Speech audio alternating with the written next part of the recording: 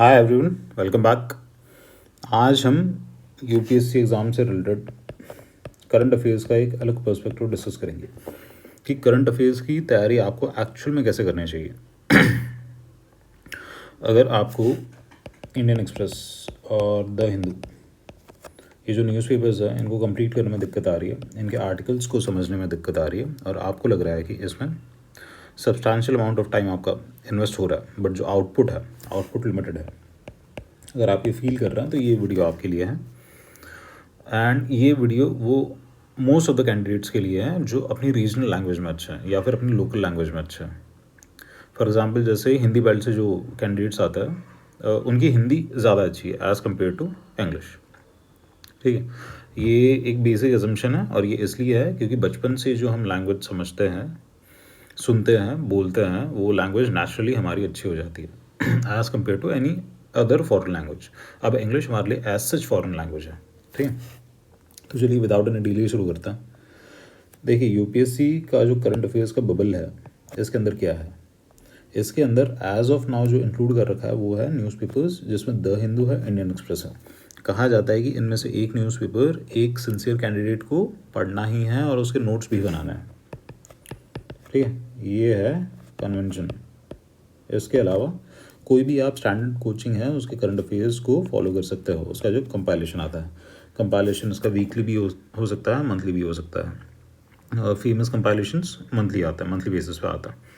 फिर उसके अलावा ईयर एंड में जो 365 वाले जो कंपाइलेशंस आता है वो आता है। ठीक है, इसके अलावा अब क्या हो रहा है, एक नया ट्रेंड आया, इसमें क्या है, न्यूज़पेपर डिस्कशन वीडियोस। जैसे कि न्यूज़पेपर में जो एडिटोरियल्स आते हैं, द हिंदू में कोई एडिटोरियल आ गया या फिर इंडियन एक्सप्रेस में कोई एडिटोरियल आ गया, तो उसके डिस्कशन वीडियोस आते हैं। कुछ यूट्यूब पे चैनल्स हैं जो उन एडिटोरियल्स को सिंपल लैंग्वेज में समझा रहे हैं। ठीक है, ये तीन हैं जो अभी यूपीएससी के कन्वेंशन में आता है। अब इसके अंदर ये भी कहा जाता है कि ये न्यूज़पेपर्स करना तो एक तरीके से सैक्रोसेंट है, या आपको करना ज़रूरी है। मोस्ट ऑफ द टॉपर्स ये रिकमेंड करते हैं। कुछ टॉपर्स कहते हैं कि इन न्यूज़पेपर्स को आपको करना ज़रूरी नहीं है, आप न्यूज़पेपर्स को बाईपास कर सकते हो और जो कोचिंग का करंट अफेयर्स है उस पर टोटली रिलाई कर सकते हो।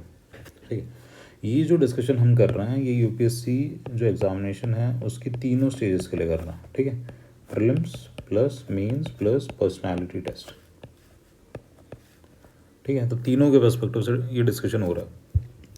और सबसे इम्पॉर्टेंट चीज़, ये डिस्कशन उन कैंडिडेट्स के लिए है जो थोड़े से स्मार्ट हैं। ठीक है, जिनको सिर्फ डायरेक्शन की ज़रूरत है, जिनको सिर्फ कोई बता दे कि अपना टाइम कैसे बचाना है और अपनी तैयारी को बेहतर कैसे करना है। ठीक है, as compare to other candidates जो कन्वेंशनल पाथ पे चल रहा है। तो ये सिर्फ उन कैंडिडेट्स के लिए, और ये वर्किंग कैंडिडेट्स के लिए भी हेल्पफुल होगा जिनके पास वैसे ही टाइम की कमी है। अब देखिए, पूरे डिस्कशन का सार क्या है। आपको अगर ये न्यूज़पेपर्स पढ़ने में दिक्कत आ रही है तो आप इस चीज़ को बाईपास कर सकते हैं। ठीक है, अब आप बाईपास कैसे करेंगे? बाईपास करने के लिए आपको क्या करना है? बाईपास करने के लिए आपको आपका एक लोकल न्यूज़पेपर पकड़ना है। ठीक है, लोकल न्यूज़पेपर मतलब जो लोकल लैंग्वेज में आ रहा है। फॉर एग्जांपल, हिंदी बेल्ट के लिए ये डिस्कशन हम हिंदी में रख रहे हैं तो हिंदी न्यूज़पेपर, आप कोई भी एक हिंदी स्टैंडर्ड न्यूज़पेपर्स ले सकते हैं। ठीक है, आपको क्या करना है, उस न्यूज़पेपर को पढ़ना है। अपने लोकल या फिर रीजनल लैंग्वेज के न्यूज़पेपर को डेली बेसिस पे पढ़ने की आदत डाल लीजिए। ठीक है, अब मैं आपको अभी एक एग्जांपल से समझाऊंगा भी कि कितना डिफरेंस क्रिएट होता है चीज़ों को समझने में, याद रखने में, रिटेन करने में। ठीक है, साइंटिफिकली ये प्रूवन है कि अगर लोकल लैंग्वेज में, हमारी मदर टंग वगैरह में अगर हम कोई चीज़ पढ़ते हैं या फिर सुनते हैं तो हमें वो जल्दी समझ आती है, समझने में टाइम कम लगता है, क्योंकि जो हम सुन रहे हैं या फिर पढ़ रहे हैं तो उसे प्रोसेस करने में टाइम कम लग रहा है, सीधे वो दिमाग में जा रहा है। ठीक है, इसके अलावा कॉन्सेप्चुअल क्लैरिटी ज़्यादा आती है। ये अगर सेम वीडियो अगर मैं इंग्लिश में समझाऊँ तो क्या होगा, पहले आपको वो सुनना पड़ेगा, फिर आपका दिमाग एनालाइज करेगा कि इसने बोला क्या है। ठीक है, फिर उसके बाद आप समझोगे। तो एक तरीके से एक बहुत ही छोटा सा बैरियर होता है। ठीक है, फॉरेन लैंग्वेज को वो बैरियर क्रॉस करना होता है, उसके बाद हम समझते हैं। हमारी जो लोकल लैंग्वेज होती है उसमें कोई ऐसा बैरियर नहीं होता। ठीक है, तो एग्जाम्पल्स में मैं समझाता हूँ ये चीज़ कैसे काम करती है। अभी ये ले लेता हूँ, देखिए मैंने क्या किया यहाँ पे कि 2 आर्टिकल्स लिए, वैसे 3 आर्टिकल्स लिए मगर 2 न्यूज़पेपर से लिया। जो पहला आर्टिकल है हमारा वो टाइम्स ऑफ इंडिया से है, दूसरा आर्टिकल मैंने दैनिक जागरण से लिया है और तीसरा आर्टिकल भी मैंने टाइम्स ऑफ इंडिया से लिया है। ये जो थर्ड आर्टिकल है that is also taken from times of India. अब जस्ट एन एग्जांपल के लिए जो इशू हमने यहाँ पे उठाया ये सेम है। इशू ये है कि लिज ट्रस जो है, लिज ट्रस यूके की जो पीएम थी उन्होंने अभी रिज़ाइन कर दिया, ठीक है। तो आपके लिए एग्ज़ाम पर्सपेक्टिव से क्या इंपॉर्टेंट है कि यूके की जो पीएम है लिज ट्रस उन्होंने रिज़ाइन किया है, पहली चीज़, और दूसरा रिज़ाइन क्यों किया है, ठीक है। What are the factors that have led to her resignation, इतना इंपॉर्टेंट है, इतना आपको समझ आना चाहिए। अभी आप कहीं से भी समझ सकते हो, ये आपको कोई समझा दे वो भी ठीक है, आप खुद से पढ़ के समझ लो वो भी ठीक है। अब इतना समझने के लिए कितना एफर्ट्स डालने की ज़रूरत है आपको, ये सबसे इम्पोर्टेंट हो जाता है। आपके पास चॉइस है, आप ये पढ़ सकते हो, ये पढ़ सकते हो या फिर ये पढ़ सकते हो, ठीक है। और ये चॉइस किस चीज़ पर डिपेंड करेगी, ये इस फैक्टर पर डिपेंड करेगी क्या पढ़ के आपको कितना समझ आ रहा है और कितना कंटेंट एक्चुअल में दिया हुआ है एडिटोरियल्स के अंदर। फॉर एग्ज़ाम्पल जैसे यहाँ से शुरू करता हूँ, तो आप ये वीडियो को पॉज कर लेना और इतने आर्टिकल को ना एक बार पढ़ के देखना और फिर मुझे बताना कि आपको कितना समझ आ रहा है इसमें से। जैसे जब मैंने ये पढ़ना शुरू किया अब देखिए आर्टिकल्स को भी पढ़ने के कुछ तरीके होते हैं, ये हम बाद में इन डिटेल डिस्कस करेंगे कि आर्टिकल्स को एडिटोरियल्स को बहुत कम टाइम में कैसे कंप्लीट करना होता है और ये कैसे फाइंड करना होता है कि एक्चुअल में आर्टिकल में कंटेंट है या नहीं, वर्दी कंटेंट जो हमें एग्जाम पर्सपेक्टिव से चाहिए। जैसे ये आर्टिकल है, ये आर्टिकल में मैंने देखा कि क्या है, haunted by markets and party डिजिलिजी फॉल्स फ्रॉम ग्रीस, मेटाफोरिकल इसकी हेडिंग है। तो एज सच ये कन्वेंशन ऐसा है कि इसमें वैसे ही कोई कंटेंट होने वाला है नहीं, थोड़ी ये लैंग्वेज पढ़ के समझ आ जाता है। अब इसकी लैंग्वेज देखते हैं, देखिए आगे फिर म्यूजिकल चीज़ की बात कर रहे हैं। फिर आगे द फाइनल एक्ट ऑफ लिस्टर्स प्रीमियरशिप आउटसाइड नंबर 10, ठीक है, कुछ लिखा है इसमें, मेटरली without any allies stumbling stages on husband side resignation कुछ दिया है, ठीक है। यहाँ तक तो सिर्फ ये क्या कर रहा है, समा बांध रहा है कि भाई ये लिस्टर्स ने रिज़ाइन किया है। हमारे जो सवाल है ना यहाँ तक तो हमें मिला नहीं। यहाँ कह रहा है कि 45 डेज़ में रिज़ाइन कर दिया, इसके पहले 119 दिन के लिए कोई पीएम था और यहाँ पे मार्garet टैचर की बात हो रही है जो पहले पीएम थी यूके की। तो आज सच हमने इतना बड़ा देखा, हमारे जो सवाल थे ना उसका जवाब तो हमें यहाँ नहीं मिला, ठीक है। शॉर्टेस्ट स्टिंट देखते हैं यहाँ पे क्या लिखा है, Liz Truss takes over PM, Boris Johnson पहले पीएम थे, लिज ट्रस पर बनी बैकबैटर्स financial Kwasi Kwarteng tax cut, Kwasi Kwarteng ने टैक्स कट को अनाउंस किया, ठीक है। उसके बाद रिप्लेसमेंट, जर्मी हंटा उसका रिप्लेसमेंट, उसने टैक्स कट्स को स्क्रैप कर दिया, ठीक है। अमिड ओपन रिबेलियन सेक्रेटरी से कोई एक सेक्रेटरी थी उसने रिज़ाइन कर दिया, ठीक है। A day letter with her husband उसने रिज़ाइन कर दिया। तो इस पूरे आर्टिकल में ना ये जो इतना पार्ट है ये मुझे इंपॉर्टेंट लगा और इसमें से मुझे चीज़ें थोड़ी एक्चुअल में समझ आई, ठीक है। तो एज सच ये जो इतना कंटेंट था, ये वाला कंटेंट और ये वाला कंटेंट, इसको पढ़ने का भी कोई मतलब था नहीं और ये सीधे सीधे एक तरीके से टाइम वेस्ट था, ठीक है। ये आर्टिकल हमने देखा। अब इसमें हम ये तीसरा आर्टिकल देखते हैं एक बार। देखिए यहाँ पे भी आप स्क्रीन को एक बार पॉज कर लेना और ये पूरा आर्टिकल पढ़ के देखना, ठीक है।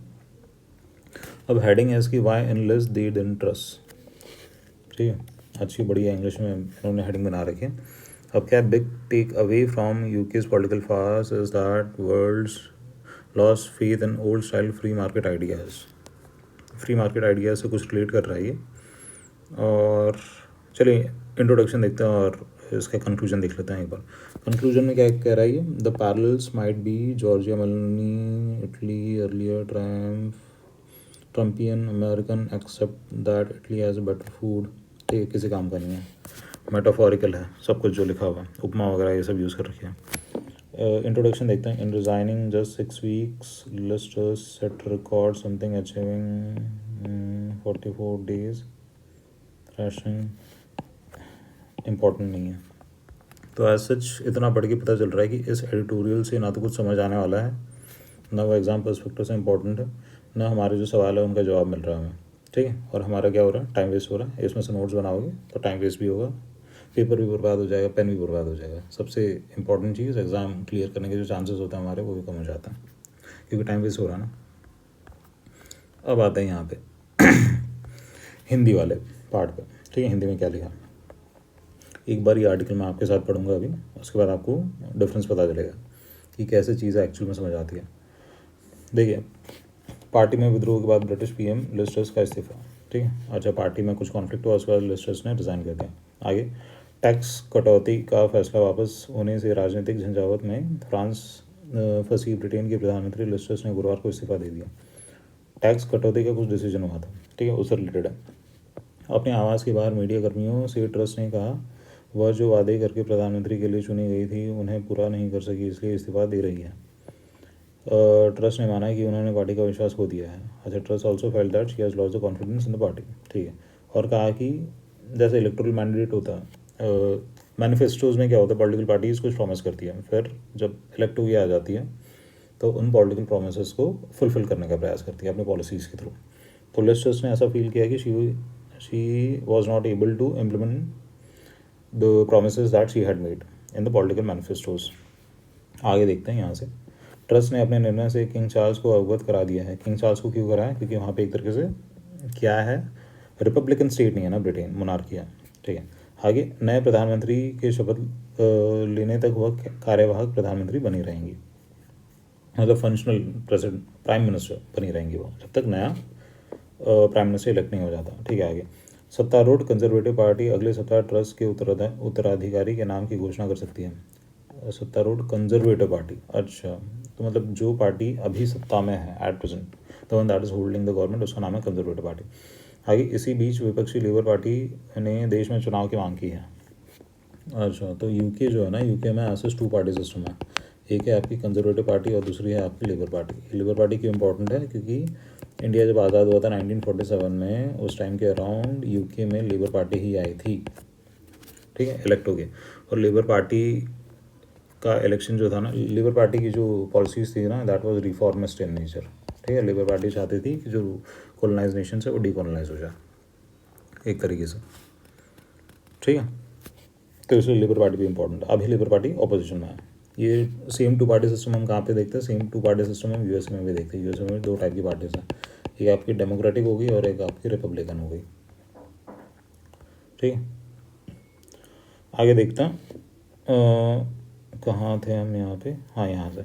इससे पहले गुरुवार को कंजर्वेटिव पार्टी के पदाधिकारी और सांसद प्रधानमंत्री आवास पर एकत्रित हुए। इनमें से ज़्यादातर ने ट्रस्ट को इस्तीफा देने के लिए कहा। अच्छा, तो कंजर्वेटिव पार्टी है जो ऑलरेडी पावर में थी, तो इसी के जो मेंबर्स है उन्होंने ही प्रेशर बिल्ड किया ट्रस्ट पे, लिज ट्रस पे, कि आप इस्तीफा दे दो, ठीक है। अच्छा, इसी के बाद ट्रस्ट ने इस्तीफे की घोषणा की।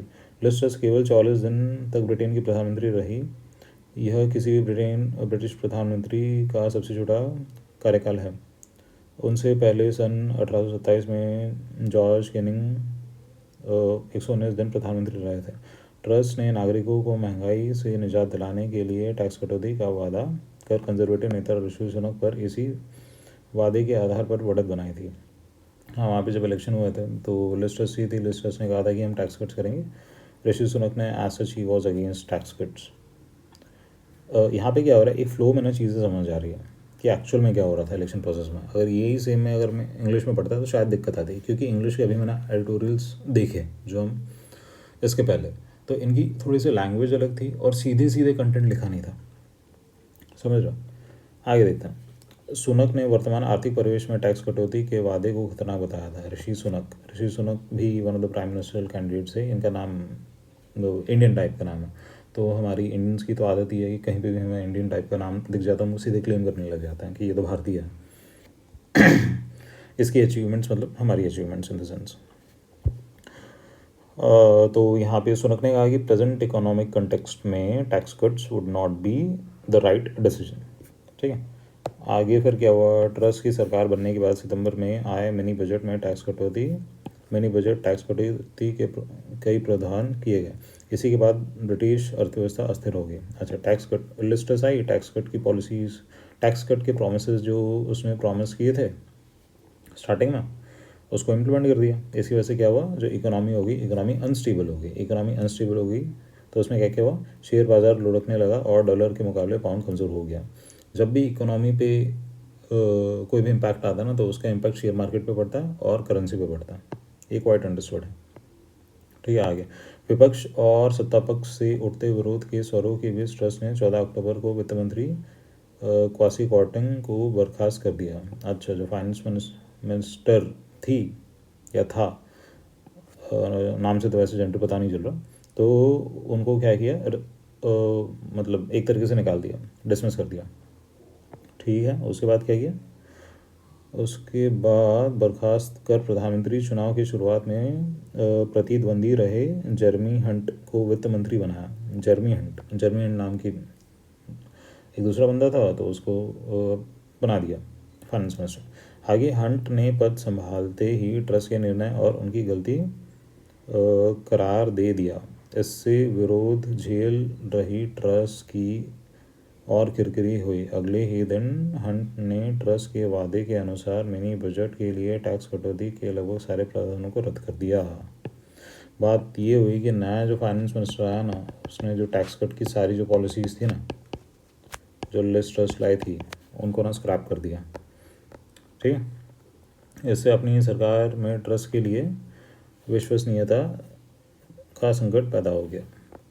अब इसकी वजह से लिस्ट ट्रस्ट को क्या लगा कि she has already lost confidence in her party, है कि नहीं, कॉन्फिडेंस लूज़ हो गया, इसलिए लिस्ट ट्रस्ट ने रिज़ाइन कर दिया। इतना ही कंटेंट था जो इम्पोर्टेंट था इस फोरम में। ये तो मैंने लाइन बाय लाइन आपके साथ बैठ के थोड़ा पढ़ा, ठीक है, समझाने के लिए कि हिंदी वाले एडिटोरियल में कैसे चीज़ें समझ आ रही हैं, इसलिए थोड़ा टाइम लग गया।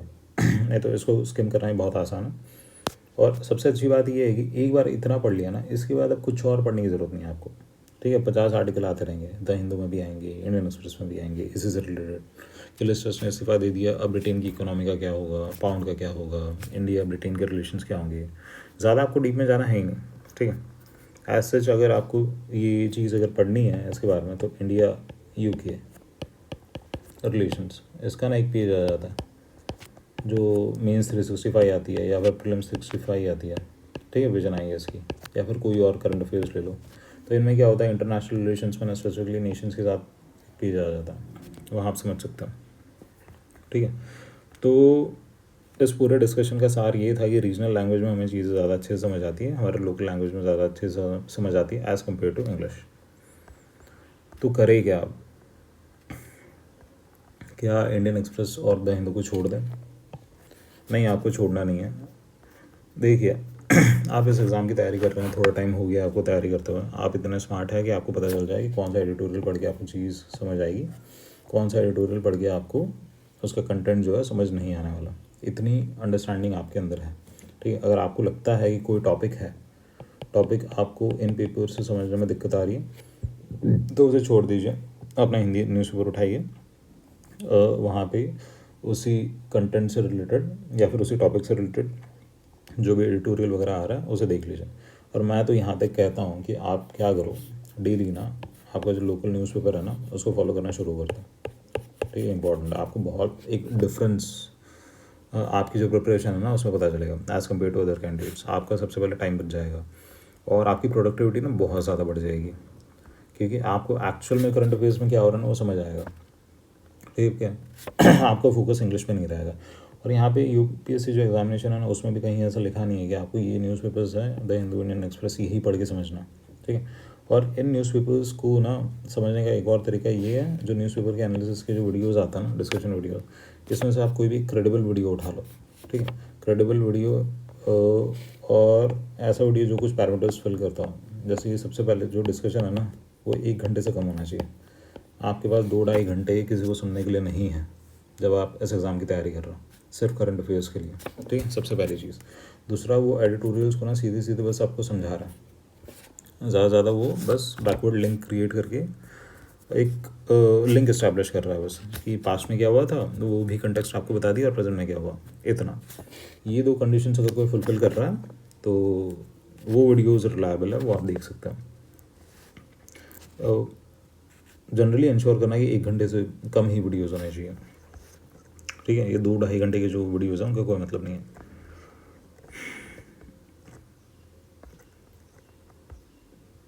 तो ये हमारा डिस्कशन था एज सच करंट अफेयर्स पे। इस सीरीज़ में हम ये भी अब डिस्कस करेंगे इन डिटेल कि एक्चुअल में आप जो कंटेंट पढ़ते हैं उसको याद कैसे रखना। सबसे इम्पोर्टेंट चीज़ ये है, लिख लेते हैं यहाँ पे एक बार तो आपको आइडिया लग जाएगा क्या क्या हम डिस्कस करने वाले हैं। आप पढ़ तो रहे हो, ठीक है, आप पढ़ बहुत चीज़ें रहे हो, आप शायद लिख भी रहे हो, ठीक है, और आप शायद नोट्स भी बना रहे हो, ये सब आप कर रहे हो, ठीक है। बट आपको ये पता होना चाहिए क्या आप ये आपकी मन की शांति के लिए कर रहे हो, मन की शांति, या फिर आप ये एग्ज़ाम के लिए कर रहे हो, ठीक है, ये क्लियर होना चाहिए। अगर आप एग्ज़ाम के लिए कर रहे हो तो ये तीनों चीज़ें एग्ज़ाम पर्सपेक्टिव से करनी होगी। अब आप जो नोट्स बना रहे हो उनको किस तरीके से बनाना है, उन्हें किस तरीके से इफेक्टिवली रिवाइज करना है ताकि आप एग्ज़ाम में क्वेश्चंस को सॉल्व कर पाओ। प्री में भी, मेंस में भी, पीटी में भी अगर कुछ पूछा जाता है तो तीनों स्टेजेस में you should be well equipped to answer the questions. ये हम इन डिटेल आगे डिस्कस करेंगे आगे की वीडियोज़ में।